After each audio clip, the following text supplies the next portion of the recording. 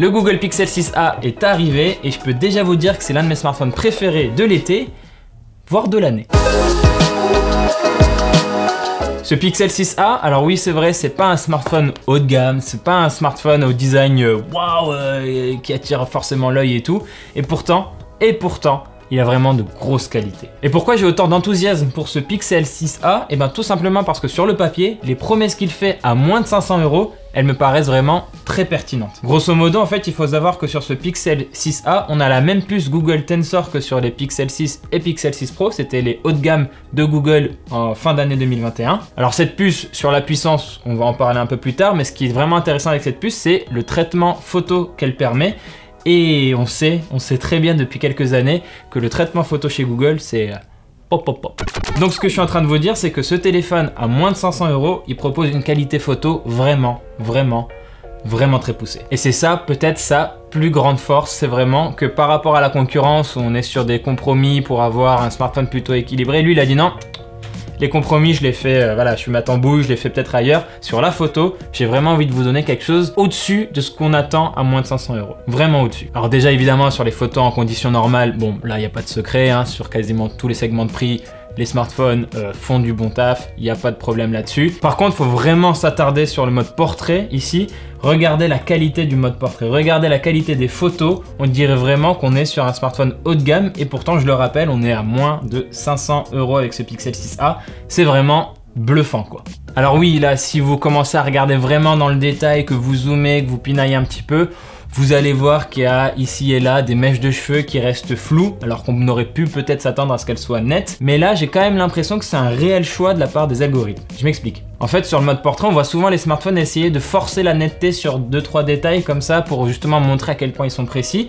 Là, j'ai l'impression que le choix, il est un peu plus pertinent de la part des algorithmes de Google parce que les fameuses mèches de cheveux qui restent un peu floues sur cette photo, ben elles gênent pas du tout en fait. Et c'est peut-être mieux comme ça qu'elles restent un petit peu floues que plutôt de tenter quelque chose en délimitant mais de manière pas tout à fait précise et qui aurait en fait plus attiré l'œil sur ce défaut de la photo. Alors que là, en le mettant dans du flou, ça passe, c'est dans l'ambiance de la photo, l'atmosphère n'est pas perturbée, l'œil n'est pas gêné, la photo est réussie. D'ailleurs, en plus, sur certaines des photos que j'ai prises en mode portrait, on voit qu'il y a presque une sorte de flou progressif en arrière-plan parce qu'il y a des éléments juste derrière la personne que j'ai photographiée qui sont flous mais pas tout à fait, et plus loin, beaucoup plus flou. Et sur les photos de nuit, c'est pareil, ça reste ultra quali pour du moins de 500 €. Pour le coup, je vous conseille de laisser le mode vision de nuit activé. Alors certes, c'est un temps de pause un peu plus long, mais pour le coup, vraiment, il y a un réel apport sur vos photos de nuit. Sans vision de nuit, les photos en environnement sombre du Pixel 6a se défendent, mais voilà, c'est du moins de 500 € et on va pas plus haut. Avec vision de nuit, ça compense totalement et franchement, il a un capteur de 12,2 mégapixels pour le capteur principal, ce Pixel 6a. Sur du Pixel 6 et Pixel 6 Pro, on a du 50 mégapixels, mais quand on regarde une photo de nuit avec tous les algorithmes derrière et tout, on voit à quel point le matériel sur smartphone, il est parfois secondaire par rapport aux algorithmes. C'est vraiment les algorithmes qui font tout le boulot. Et sur le Pixel 6a, comme les algorithmes sont très puissants, le fait qu'il y ait un capteur de seulement 12,2 mégapixels, c'est pas grave. D'autant plus que si vous partagez la photo sur Instagram, Twitter, Facebook et tout, vous allez avoir de la compression. Pour l'usage que la majorité des gens auront, Pixel 6a il fait très bien le taf. Et même l'ultra grand angle qui d'habitude sur les photos de nuit est en dessous, vraiment en dessous, là, bah pareil, encore une fois, les algorithmes font bien le boulot. Alors on voit effectivement que sur les bords de l'image, c'est assez sombre et tout, mais ce que vous avez ciblé vraiment au cœur de votre photo, bah c'est bien mis en avant. Regardez sur cette photo là avec les guirlandes au centre, c'est parfait. Alors autour c'est sombre, mais moi je voulais les guirlandes, c'est parfait. Pour moins de 500 € encore une fois. Et en plus de ça, si vous voulez vous amuser, bah vous avez toujours la petite option rigolote gomme magique qu'on avait sur les Pixel 6 et Pixel 6 Pro. En fait, il suffit juste de passer son doigt approximativement sur une photo que vous avez prise pour effacer un élément. C'est hyper impressionnant parce que globalement, les algorithmes reconnaissent bien la personne ou l'objet que vous voulez supprimer. On voit que l'intelligence artificielle sur ce point-là, elle peut encore être améliorée, mais l'état de l'art actuellement est déjà très impressionnant. Sur les selfies, ça reste aussi vraiment très bon. On a un capteur pourtant de 8 mégapixels entre guillemets seulement, mais pareil, les algorithmes sont là pour faire le taf, donc le mode portrait il est excellent. Et là où il va être un peu en retrait le selfie, c'est peut-être sur les photos de nuit où le bruit peut se voir.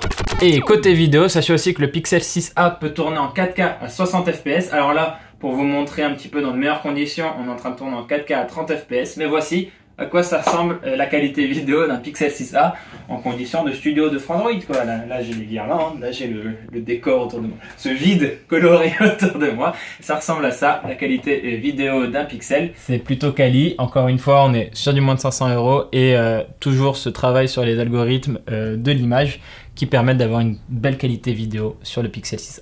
Et là j'ai le Pixel 6a entre les mains et voilà ce que ça donne niveau qualité vidéo.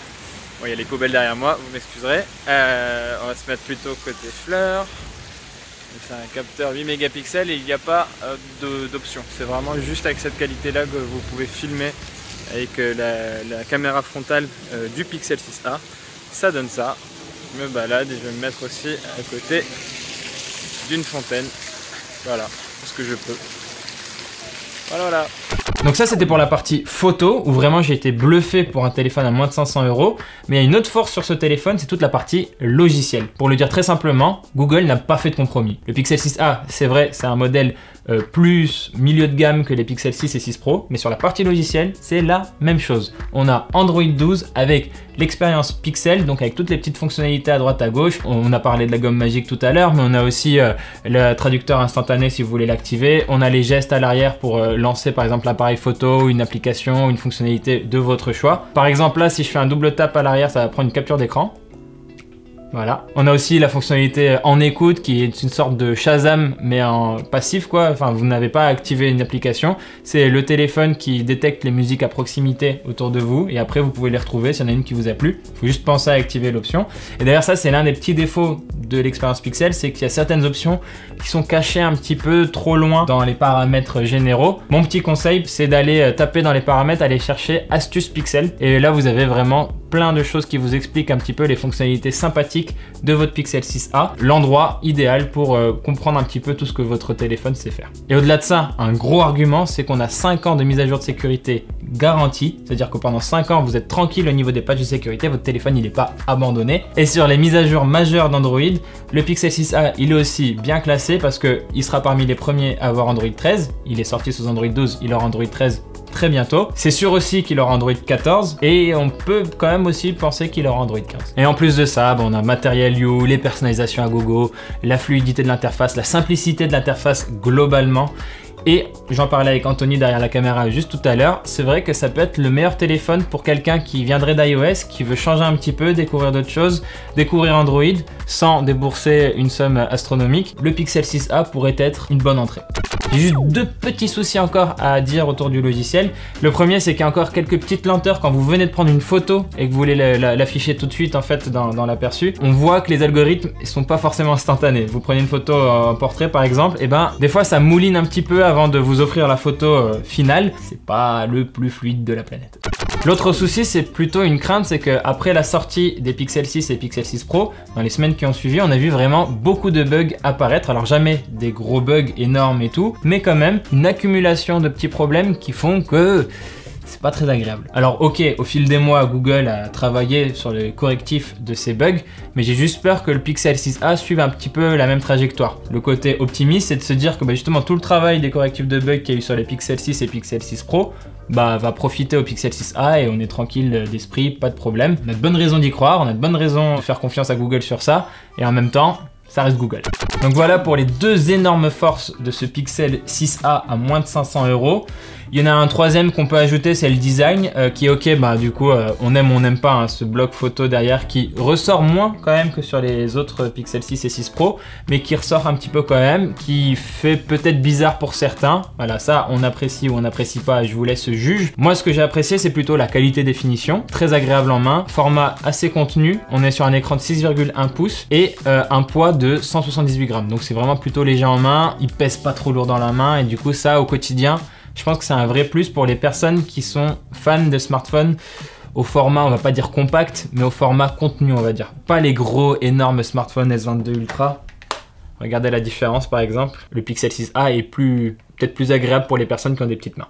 Donc voilà pour tous les côtés très positifs que j'ai trouvé à ce Pixel 6a et qui m'ont vraiment plu. Maintenant, il y a des compromis. Et il y a des compromis qu'il faut quand même connaître. Donc déjà l'écran, je vous l'ai déjà dit, 6,1 pouces, mais il est aussi OLED, Full HD+, et 60 Hz, pas plus. Et ça, en 2022, quand on voit qu'il y a beaucoup de smartphones, même moins chers, qui montent à 90 voire 120 Hz, pour offrir une meilleure fluidité à l'usage, ici, être bloqué à 60 Hz, ça peut être un frein. Ça peut être un frein surtout pour les personnes qui ont déjà utilisé un téléphone 90 ou 120 Hz. À vous de voir. Je sais qu'il y a des gens dans mon entourage par exemple qui ne voient pas la différence entre du 90 et du 60. Pour moi, elle saute aux yeux, pour d'autres non. Donc, je vous laisserai juste sur ça. Si vous n'avez jamais utilisé de smartphone à 90 ou 120 Hz, à mon avis, c'est pas un problème pour vous. L'autre défaut important de ce Pixel 6a, il va concerner la batterie. Alors, c'est pas tant au niveau de l'autonomie que ça pêche. Bon, c'est pas non plus un champion, hein, vous allez tenir la journée en gros avec un usage modéré, normal de votre téléphone. Maintenant, si vous êtes un peu comme chez nous à Frandroid, très souvent sur le téléphone, alors c'est beaucoup d'applications sur le téléphone, à rester parfois 1 heure, 2 heures sur une application YouTube ou Netflix ou des choses comme ça. Là, vous allez le voir que ça baisse beaucoup plus drastiquement. Mais voilà, si vous n'êtes pas trop ce profil-là, ça devrait aller, mais la case recharge est quand même, je pense, obligatoire la nuit. Et justement, c'est sur la partie recharge où il y a un vrai gros défaut sur ce Pixel 6a. Alors déjà, il n'y a pas de chargeur fourni dans la boîte, ça peut en énerver certains. Mais en plus de ça, le Pixel 6a, il prend pas plus que 18 watts. Ils appellent ça de la charge rapide sur leur site officiel, parce que c'est plus rapide que du 5 ou du 10 watts, mais ça reste lent. Pour 2022, c'est lent. Si vous avez l'habitude de charger votre téléphone la nuit, ça va pas chambouler vos habitudes, mais c'est vrai qu'aujourd'hui, c'est quand même un vrai plus de pouvoir brancher le téléphone 5-10 minutes et déjà de récupérer 30-50%. C'est pratique avant d'aller en soirée, par exemple, ou quelque chose comme ça. Là, faut être patient. Il faut être patient. Et enfin, si vous êtes intéressé par le côté puissance et pour les jeux sur mobile, le Pixel 6a, ça va pas être votre meilleur allié. Alors oui, c'est vrai, il a un Google Tensor et c'est la même puce que sur les téléphones haut de gamme, mais cette puce, de base, elle n'a jamais mis la priorité sur la puissance brute. Elle a toujours plutôt été orientée vers l'optimisation de certaines fonctionnalités, autour de la photo notamment, ou de l'interface, d'expérience de navigation. C'est pas vraiment un téléphone pour jouer, c'est pas comme ça qu'il a été conçu. Donc vous pouvez lancer Fortnite, vous allez avoir du 30 fps en épique, d'ailleurs du 30 fps pas totalement stable, et en plus de ça, vous aurez de la surchauffe, mais bon, voilà, c'est possible, mais c'est pas ce pourquoi le téléphone il est fait. Donc voilà, on a vu que ce téléphone il a de grosses qualités et qu'en même temps, comme il reste sous la barre des 500 €, il a dû faire des compromis. Mais je trouve que ces compromis sont intéressants parce que c'est pas forcément les mêmes que font d'autres constructeurs. D'autres constructeurs vont chercher peut-être un smartphone plus équilibré, assez bon partout avec voilà quelques petits trucs à droite à gauche. Google, c'est une autre approche, c'est vraiment en mode vous voulez un téléphone qui prend de très bonnes photos, mais vous voulez pas mettre une somme astronomique dedans. On reste sur la barre des 500 €. Voilà, j'ai trouvé votre allié. J'ai trouvé votre allié aussi si vous voulez une expérience navigation cohérente, fluide, bien maîtrisée, agréable, simple à utiliser. On est là aussi. Maintenant, vous voulez un téléphone pour utilisateurs ultra actifs, vous voulez un téléphone pour jouer, vous voulez un téléphone qui se recharge super vite et tout, vous voulez un téléphone avec une fluidité à l'écran incroyable. Non, c'est pas là où il va briller. Lui, il a mis ses efforts sur la photo et sur le logiciel. Donc voilà, des compromis, oui, mais je pense que les compromis sont pas bêtes. Donc ce téléphone, il coûte 459 €, prix officiel. Il va sortir en France. Au moment où sort cette vidéo, il est en précommande. Et le 27 juillet, il sera disponible sur le marché en vente classique en France. Vous avez aussi 3 coloris. Moi j'avoue que celui qu'on a reçu, que Google nous a filé, je le trouve un peu tristounet. C'est charbon, ça s'appelle, c'est un gris sombre. C'est très sobre, un peu tristoun quand même. Il y en a 2 autres décoloris, on a Galet et on a Sauge. Voilà, c'est tout pour cette vidéo. Merci de l'avoir regardé jusqu'au bout. N'hésitez pas à me dire dans les commentaires si ce Pixel 6a il vous intéresse, que ce soit pour vous ou pour quelqu'un de votre entourage. Si mes explications ont été claires aussi, dites-moi ça dans les commentaires. Sinon, je vous invite aussi à vous abonner à la chaîne YouTube de Frandroid, à nous rejoindre sur Twitch. On fait des matinales tous les jours du lundi au vendredi. On fait des émissions régulièrement dans l'après-midi, des concours. On discute, on est là, on échange, on se marre bien. Quant à moi, je vous dis à très vite dans une prochaine vidéo sur Frandroid.